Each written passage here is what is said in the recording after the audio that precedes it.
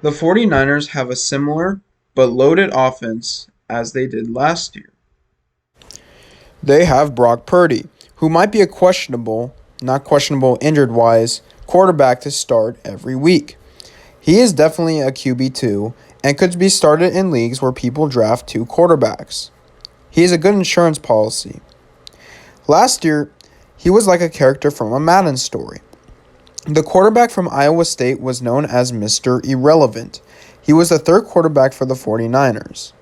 When someone plays the slot machines in Vegas, they're most likely going to lose their money. Well, that's what happened to the 49ers. Every time the 49ers put a quarterback on the field, that quarterback got injured. This includes Purdy, who tore his UCL in a playoff game versus the Eagles. Quickly before I continue, fantasy managers should worry about his injury, but it sounds like he's fine. Anyhow, moving on. Trey Lance had a season-ending injury in Week 2, and former 49ers quarterback Jimmy Garoppolo had a season-ending broken foot in Week 10, which led the way for Brock Purdy, Mr. Irrelevant, to step in and maintain the 49ers' playoff hopes and dreams. He did more than that. He wasn't really effective with his legs.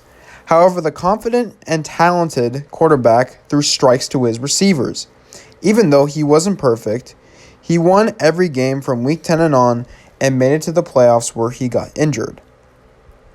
Last year, Purdy threw for 1,374 yards and 13 touchdowns while completing passes at an approximate 67% rate. Not bad for only playing 9 games. Purdy is a fringe QB1 at best, but on average, I think Purdy is a mid-range QB2. Behind Purdy, you have Christian McCaffrey. I made a video about him, go check him out. And Elijah Mitchell, who is nothing more than a decent but injury-prone insurance policy to have on your bench. Now let's talk about the 49ers wide receivers. Something to think about before we talk about them is that the 49ers have a loaded offense. And be aware that Purdy will have many targets. So when drafting a 49ers receiver, just know that you're going to be drafting someone who's in a crowded offense that might not be targeted all the time. Brandon Ayuk was the wide receiver 1 of the 49ers in 2022, which was surprising. Last year, Ayuk had 1,015 receiving yards and 8 receiving touchdowns.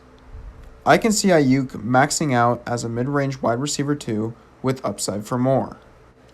Then you have Deebo Samuel, who was the wide receiver 3 in 2021 and a wide receiver 3 in 2022. Yeah, last year Deebo didn't do well because the 49ers were obsessed with running the football and because of the crowded passing game. I think that Deebo is going to reach the middle of the two extreme seasons in 2023. I'm projecting that he'll be in the top 20 and will get about 235 fantasy points. Another thing to think about before drafting Deebo is he has problems staying healthy. Remember that Deebo is a receiver that can get a lot of rushing yards when the 49ers coach Kyle Shanahan wants Deebo to run the football. As of now, I see Deebo as a slightly overrated wide receiver too. However, we are not forgetting Deebo's wide receiver 1 potential, so then again, he might not be overrated. George Kittle is arguably the best tight end in the NFL. He only had 765 receiving yards because there were other players competing for targets on the 49ers. However, he had a career-high 11 touchdowns last season. Kittle is a tight end 1 in a crowded offense.